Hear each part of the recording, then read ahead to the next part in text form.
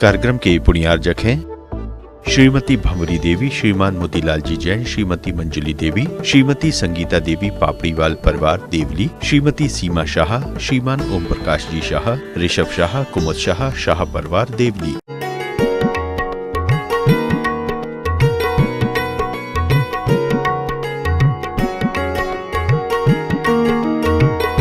चर्चा चल रही है संस्कार की। 9 महीने के संस्कार प्रत्येक नारी के जीवन में उत्थान और पतन की ओर ले जाते हैं। अगर उसके मांगलिक संस्कार हैं तो वह उत्थान की ओर जाएगी, और अगर विकृत हैं तो वह दुर्गति की ओर उसकी संतान जाएगी। हमने एक दिन कहा था कि एक मंदालसा नाम की एक नारी हुई है, और जिसने अपने बच्चे को लोरियां सुनाई, और ये लोरी सुखचंद महाराज के द्वारा लिपिबद्ध है। सिद्धोसी बुद्धोसी निरंजनोसी संसार माया परिवर्जितोषि शरीर भिन्न त्यज सर्व चेष्टा मंदालसा वाक्य मुपासी पुत्र।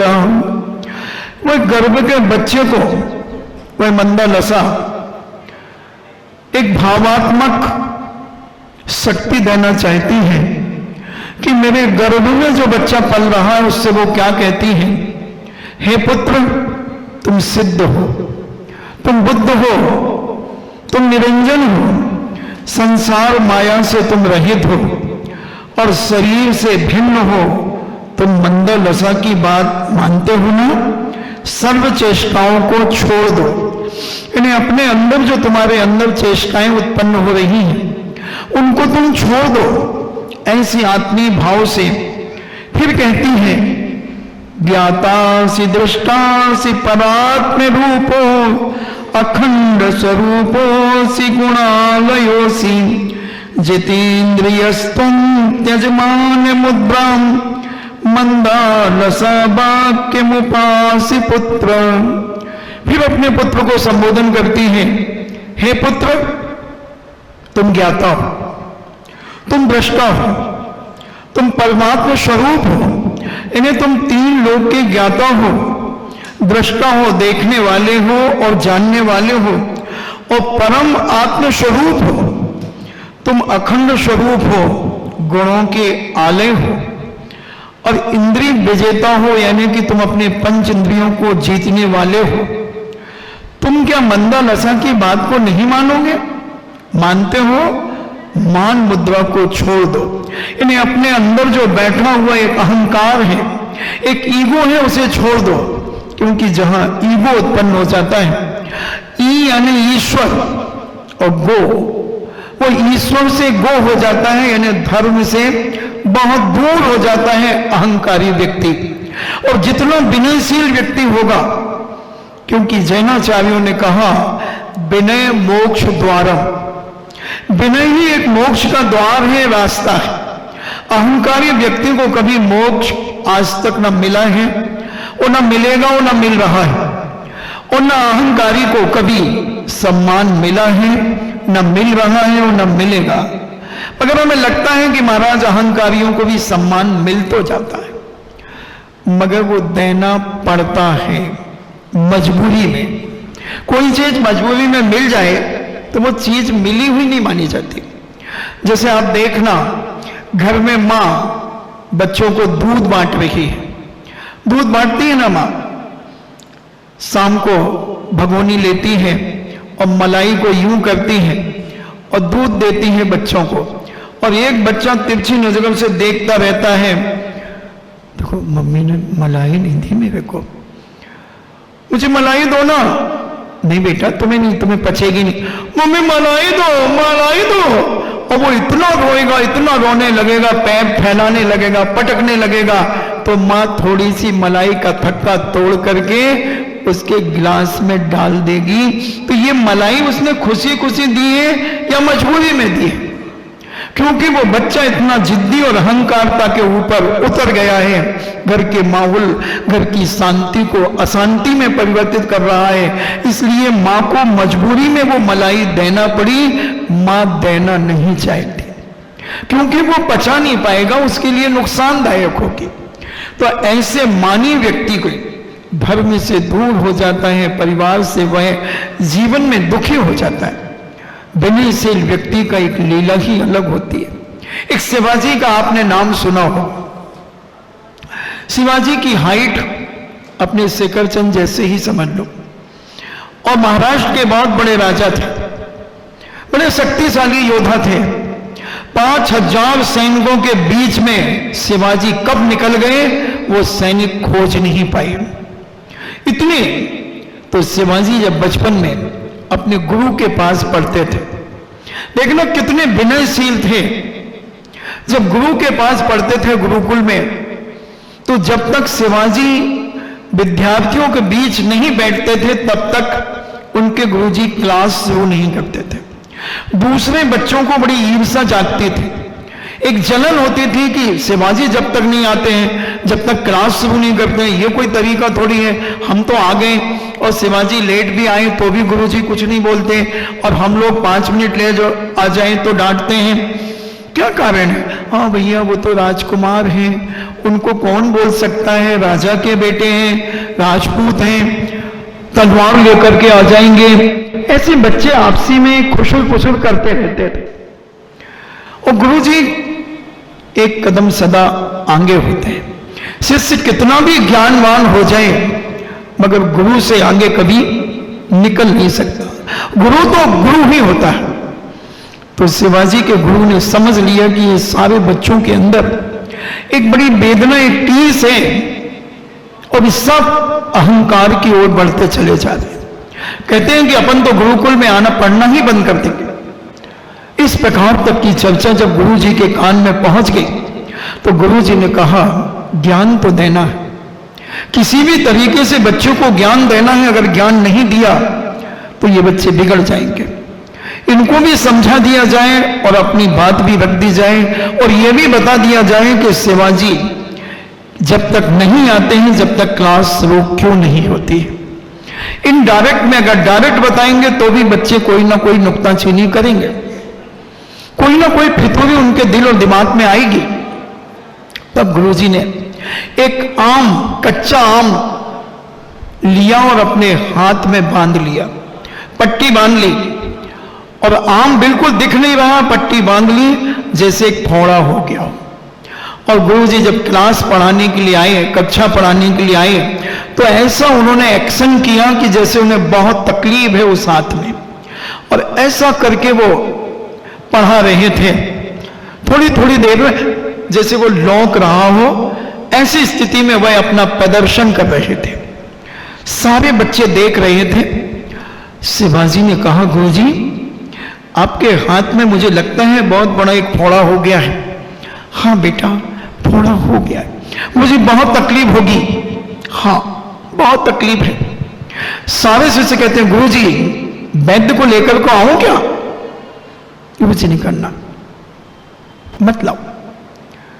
शिवाजी कहते हैं गुरुजी आप वैद्य के लिए मना कर रहे हैं, ये कैसे संभव है? हम कैसे भी इसको ठीक करेंगे, आप बताइए कैसे ठीक होगा? ऐसा करो आज की रात निकल जाने दो, कल देखते हैं, निश्चिंत रहो तुम, हम तुम्हें सब बता देंगे।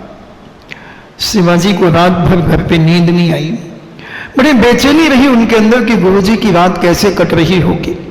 हमको तो थोड़ा सा दर्द हो जाता है, सिर में दर्द हो जाता है, तो हम रात भर चिल्लाते हैं, और गुरुजी का क्या हो रहा होगा? बड़े लोग अपनी वेदनाएं बताते नहीं हैं। हमारा कर्तव्य है कि बड़ों की हर परेशानी का निवारण करना हम शिष्यों का, हम भक्तों का कर्तव्य है। और शिवाजी बहुत रात भर तड़पते रहे। और जैसे ही प्रातःकाल जब स्कूल का, गुरुकुल का टाइम हुआ, शिवाजी सबसे पहले आ गए और सारे मित्र आ गए, दोस्त आ गए। शिवाजी ने कहा गुरुजी सच बताओ ये कैसे ठीक होगा? गुरुजी ने कहा इसमें सिंगनी का दूध लगाया जाएगा और सिंघनी का दूध जब इसमें लगेगा तो ये ठीक हो जाएगा। गुरु जी ने, शिष्य शिवाजी ने आओ देखा न ताओ और सीधे घर की ओर भागे, क्योंकि सिंघनी का दूध तुम्हारे स्टील के बर्तनों में नहीं रुकता, पीतल के बर्तनों में नहीं रुकता, वह सोने के पात्र में सिंघनी का दूध रुकता है, नहीं तो छेद कर देगा। दूसरे बर्तन में अगर दूध लोगे तो उसमें छेद कर देगा, छलनी बना देगा और सारा दूध जमीन पे गिर जाएगा। और शिवाजी पात्र लेकर के जंगल की ओर दौड़ पड़े और एक सिंह अपनी गुफा से निकल रहा था, सिंघनी भी निकल रही थी उसके साथ। शिवाजी कहता है, मां रुक जाओ। सिंघनी बड़ी आंखें फाड़ करके देखती कि आज मुझे कौन मां करके पुकार रहा है। मेरे बेटे होंगे तो मेरी आवाज में बोलेंगे, मगर ये तो किसी मनुष्य की आवाज है। तुम ये मत समझना, सिंघनी संगी पंचेंद्री होती है, सम्यक दर्शन को प्राप्त करने की योग्यता होती है, पंचम गुण स्थान प्राप्त कर सकती है, 12 व्रतों का पालन कर सकती है। हमारे शास्त्रों में हाथी के बारे में आता है कि हाथी ने संलेपना पूर्वक मरण किया। शेर के बारे में भी आता है, जो भगवान महावीर स्वामी का जीव था। जब 2 मुनिराजों ने उसे कहा, जब वो हिरण का शिकार कर रहा था, कहा, हो बब्ब पुंडरीक, हो भावी तीर्थंकर, तुम क्या कर रहे हो? तुम्हें तीर्थंकर बनना है और तुम शिकार कर रहे हो। उसी समय वह सिंह रुक गया, खून से लथपथ उसके हाथ थे और आंखों से 64 धार बहने लगी। मैं तीर्थंकर बनूंगा?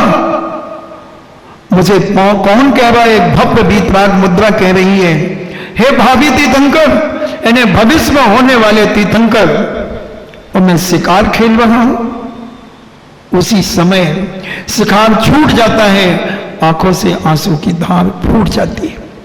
समझ गया वो। तो संगी पंचेंद्री व्रती होते हैं, हो सकते हैं, और वह सिंघनी रुक गई। और जैसे ही शिवाजी पास में गए तो दहाड़ना शुरू कर दिया, मगर शिवाजी विनय से इतने ओतप्रोत थे, करुणा और विनम्रता उनके अंदर इतनी थी कि सिंघनी इतनी खूंखार होकर के भी रुक करके दहाड़ती तो है, मगर आंख से आंख मिलाती है। जानवर आंखों से व्यक्ति की पहचान करता है। आप तो पैदल बहुत कम चलते हैं और हम पैदल चलते 9 इंची के पैर से सारे भारत को नापते हैं, तो हमें बहुत सारे जानवरों से मुकाबला करना पड़ता है। गाय तो मिलती हैं, कुत्ते भी मिलते हैं, और भी कई बार जानवर मिल जाते हैं। तो गाय के पास से जब हम निकलने का प्रयास करते हैं तो गाय हमें एक नजर यूं देखती है, और हम भी गाय को देख करके वात्सल्य भरा हुआ हाथ उस गाय के लिए जब हम उठा देते हैं तो उसकी आंखें नम हो जाती हैं और हमें निकलने का रास्ता दे देती है। कुत्ते भी भौंकते हैं, बहुत सारे कुत्ते भौंकते हैं। जब हम पालीवाल पार्क की ओर जाते हैं तो हम कुत्तों को कुछ डांटते नहीं हैं, हम कुत्तों की आंख में झांकते हैं और थोड़ी देर के लिए अपनी स्पीड को कम कर देते हैं। कुत्ते को देखते हैं तो कुत्ता एक तरफ हमें भी देखता है और सिर नीचा करके चला जाता है। अगर हम विनयशील हो जाएं अपने जीवन में बंधुओं, तो परिवार में शांति तो बहुत जल्दी आ जाएगी, मगर विनयता के अभाव में घरों में अशांति दिन प्रतिदिन बढ़ती चली जा रही। छोटी छोटी बातों में हमें चिल्लाना पड़ता है कि हम घर में शांति बना सकते हैं, कहीं बाजार में लेने नहीं जाना हमें शांति। शांति हमारे अंदर बैठी हुई है, मगर उस शांति को अशांति ने ढक लिया है, छुपा लिया है उस शांति को। अगर हमारे अंदर वाकई में प्रेम और वात्सल्य प्राणी मात्र के लिए उभर जाए तो हमारा घर शांति से ओतप्रोत हो सकता है। जानवर भी शांति को चाहते हैं, मगर जब उन्हें कोई छेड़ देता है, बंदर भी बहुत शांत बंदर हैं। हमने आगरा के मनुष्यों को भले शांत होते नहीं देखा, मगर आगरा के बंदरों को बड़ा शांत होकर के देखा। मैं छत पे जब बैठता हूं तो मेरे एक एक फुट दूर से बंदर निकल जाते हैं, लाइन की लाइन निकल जाती है। एक बंदर भी आंख उठा करके नहीं देखता। मैं भले उन्हें देखता हूं कि ये बंदर जा रहा है, रेड मंकी है, कहीं ब्लैक मंकी है ही नहीं, मगर वो बिल्कुल शांति से निकल जाते हैं। कभी कभी तिरछी नजर से बंदर मुझे भी देख लेता है। बहुत शांति से निकलते, कल राती को बहुत सारे बंदर आ गए, बड़ी शांति से निकल गए, छत पे चढ़ गए, कभी उधर चले गए। अब मनुष्य कैसे हैं ये मुझे ज्यादा मालूम नहीं, मगर बंदर बहुत अच्छे शांत स्वभाव के हैं। ये तो आप अपने अपने घर में देखें कि आपके घर के मनुष्य कैसे हैं। छोटी छोटी बातों में कितनी उत्तेजना पैदा करते हैं। छोटी छोटी जिसका कोई सर पैर नहीं, उसमें भी पूरे हाथ से घर को उठा लेते हैं। जैसे वैष्णो दर्शन के अनुसार हनुमान जी एक पर्वत को उठा करके ले आए, ऐसे कई बार घरों में ऐसा कोलाहल मच जाता है, ऐसा वातावरण बिगड़ जाता है कि जैसे लगता है पूरा घर ही उठा के रख लिया उन्होंने एक हाथ से। तो ये सारे अहंकार के कारण होते हैं, और इन अहंकारों से जब हम बचकर के अपने जीवन को जीते हैं तो हमें बहुत शांति प्राप्त होती है। प्रश्न करने के लिए हम सोचें कि हम अपने जीवन में कैसे शांत रह सकें। हम सामने वाले को दबाना चाहते हैं, और स्प्रिंग को अगर जितना तुम दबाओगे स्प्रिंग उतनी तेजी से उचकेगा और किसी न किसी का सिर फोड़ेगा, किसी न किसी की मानसिकता में विकृति लाएगा। तो ऐसी रानी मंदालसा अपने पुत्र के लिए अनेक अनेक प्रकार की 8 छंदों में वह लोरी सुनाती हैं। शांतोसि दांतोसि विनाशहीन सिद्ध स्वरूपोसि कलंक मुक्ता ज्योतिष स्वरूपो विमुच्य मायां मंदालसा वाक्यमुपासि पुत्रा। हे पुत्र, तुम शांत हो, दांत हो, इंद्रिय निग्रह में तत्पर साधु हो, तुम अविनाशी हो, तुम सिद्ध स्वरूप हो, तुम कलंक से मुक्त हो, ज्योति स्वरूप हो, तुम मंदालसा की बात को मानते हो। माया को छोड़ दो, इन्हें छल कपट को छोड़ दो, मायाचारी करना छोड़ दो। अभी अहंकार छुड़वाया, अब यहां मायाचारी छुड़वा रहे हैं। मगर मायाचारी कैसी, हम भगवान से भी मायाचारी कर देते हैं। एक पति पत्नी थे, एक दाम्पत्य जीवन जी रहे थे। उनकी संतान बहुत वर्षों से नहीं हो रही थी, दुखी थे। मगर संतान होने का कोई समय निश्चित नहीं होता, संतान तो कभी भी हो सकती है। अजमेर के अंदर 28 साल शादी के बाद उसकी 2 संतानें हुई। नारेली के अंदर ज्ञानोदय तीर्थ के अंदर जो ग्वाला है, वो ग्वाला अभी कुछ दिन पहले हमारे पास झांसी में आया। बोले महाराज, मेरी शादी के 40 साल के बाद 5 संतानें हुई।